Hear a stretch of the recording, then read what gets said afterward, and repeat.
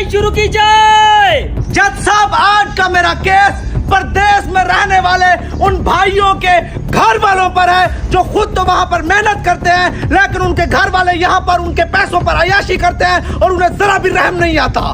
जज साहब, पैसे तो होते ही खाने के लिए, घर वाले इसलिए अपने बच्चों को बाहर भेजते ताकि वो पीछे से उनकी जिंदगी गुजार सके। खाएं, पैसा खाएं, लेकिन जज साहब फजूल खर्ची तो ना करें। कल मैंने एक लड़के को देखा 125 पे अपने दोस्तों के साथ घूम फिर रहा है। मैंने कहा क्या काम करते हो? कहते हैं काम कोई नहीं करते, बड़ा भाई बाहर होता है। जज साहब, इसमें तो बाहर खड़े उस परदेसी भाई को मसला नहीं होगा, वकील साहब को क्या मसला है? जज साहब, मसला कैसे नहीं होगा? मैं इस चीज को साबित करने के लिए कि उसको मसला है, मैं अपने गवाह को कटारे में बुलाने की इजाजत चाहूंगा। इजाजत है।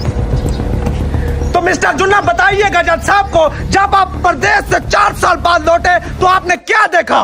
जज साहब, मैं परदेश गया कमाने के लिए। मैंने सोचा कि मैं कमा के वापस जाऊंगा, अपनी शादी करूंगा, अपने मकान बनाऊंगा। जब मैं वापस लौटा तो मेरे घर वालों ने कहा कि अगर आपको शादी करनी है तो 4 साल और लगाओ, जो पैसे हैं वो खर्च हो गए हैं। जज साहब, अब मुझे इंसाफ चाहिए। जज साहब, जैसा कि आपने सुना, ये सिर्फ एक परदेसी की कहानी नहीं, ये हर परदेसी की कहानी है जो बाहर खड़ के मेहनत करता है, वापस आता है तो उसके घर में इज्जत नहीं होती, उसका पैसा घर में नहीं होता, उसको वापस जाना पड़ता है दोबारा कमाने के लिए। जज साहब, उन सब परदेसियों को इंसाफ कौन देगा?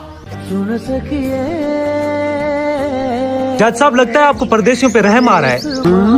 नहीं, फिर आप रो क्यों रहे हैं? काश मेरा भाई भी बाहर होता, मैं भी ऐसे ही करता।